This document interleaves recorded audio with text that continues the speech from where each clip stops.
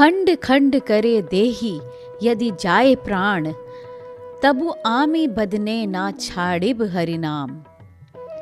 चाहे मेरे शरीर के टुकड़े टुकड़े कर दो और मेरे प्राण चले जाएं, तब भी मैं मुख से हरि नाम लेना नहीं बंद करूंगा। शमशान में जब महर्षि दगीची के मांस पिंड का दाह संस्कार हो रहा था तो उनकी पत्नी अपने पति के वियोग को सहन नहीं कर पाई और पास में ही स्थित एक विशाल पीपल वृक्ष की कोटर में 3 वर्ष के बालक को रखकर स्वयं चिता में बैठकर सती हो गई। इस प्रकार महर्षि दगीची और उनकी पत्नी का बलिदान हो गया। परंतु पीपल की कोटर में रखा बालक भूख प्यास से तड़प तड़प कर चिल्लाने लगा। जब कोई वस्तु नहीं मिली तो कोटर में गिरे पीपल के गोंदों के फूल को खाकर बड़ा होने लगा। कालांतर में पीपल के पत्तों को और फलों को खाकर बालक का जीवन येन केन प्राक्रेन सुरक्षित रहा। एक दिन देवर्षि नारद वहां से गुजरे। नारद ने पीपल की कोटर में बालक को देखकर उसका परिचय पूछा। हे बालक, तुम कौन हो? बालक ने बताया, मैं तो यह जानना चाहता हूँ कि मैं कौन हूँ। नारद, तुम्हारे जनक कौन हैं? बालक बोला, यही तो मैं जानना चाहता हूँ। तब नारद ने ध्यान से देखा। नारद ने आश्चर्यचकित होकर बताया कि हे बालक, तुम महान दानी महर्षि दगीची के पुत्र हो। तुम्हारे पिता की अस्थियों का वज्र बनाकर ही देवताओं ने असुरों पर विजय पाई थी, में ही हो गई थी। बालक बोला, मेरे पिता की अकाल मृत्यु का क्या कारण था? नारद ने बताया कि तुम्हारे पिता पर शनिदेव की महादशा थी। बालक, और मेरे पर आई विपत्ति का कारण क्या था? नारद ने बताया, शनिदेव की महादशा।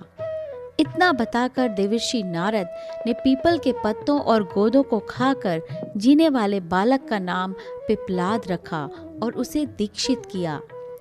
नारद के जाने के बाद बालक पिपलाद ने नारद के बताए अनुसार ब्रह्मा जी की घोर तपस्या कर उन्हें प्रसन्न किया। ब्रह्मा जी ने जब बालक पिपलाद से वर मांगने को कहा तो पिपलाद ने अपनी दृष्टि मात्र से किसी भी वस्तु को जलाने की शक्ति मांगी।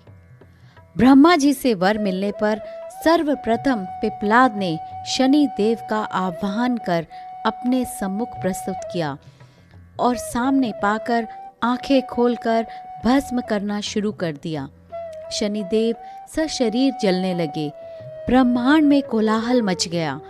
सूर्य पुत्र शनि की रक्षा में सारे देव विफल हो गए। सूर्य ने भी अपनी आंखों के सामने अपने पुत्र को जलता हुआ देखकर ब्रह्मा जी से बचाने हेतु विनय की। अंततः ब्रह्मा जी स्वयं पिपलाद के सम्मुख पधारे और शनिदेव को छोड़ने की बात कही, परंतु पिपलाद तैयार नहीं हुए। ब्रह्मा जी ने एक के बदले 2 वर मांगने की बात कही। तब पिपलाद ने खुश होकर ये 2 वरदान मांगे। पहला, जन्म से 5 वर्ष तक किसी भी बालक की कुंडली में शनि का स्थान नहीं होगा, जिससे कोई और बालक मेरे जैसा अनाथ न हो। दूसरा, मुझ अनाथ को शरण पीपल वृक्ष ने दी है, अतः जो भी व्यक्ति सूर्य उदय से पूर्व पीपल वृक्ष पर जल चढ़ाएगा उस पर शनि की महादशा का असर नहीं होगा। ब्रह्मा जी ने तथास्तु कह वरदान दिया। तब पिपलाद ने जलते हुए शनि को अपने ब्रह्मदंड से उसके पैरों पर आघात करके उसे मुक्त कर दिया, जिससे शनिदेव के पैर क्षतिग्रस्त हो गए और वह पहले जैसे तेजी से चलने लायक नहीं रहे। अतः तभी से शनि शनैश्चरति या शनिश्चरः अर्थात जो धीरे चलता है वह शनिश्चर है। और शनि आग में जलने के कारण काली काया वाले अंग भंग रूप में हो गए। संप्रति शनि की काली मूर्ति और पीपल वृक्ष की पूजा का यही धार्मिक हेतु है। आगे चलकर पिपलाद ने प्रश्न उपनिषद की रचना की, जो आज भी ज्ञान का वृहद भंडार है।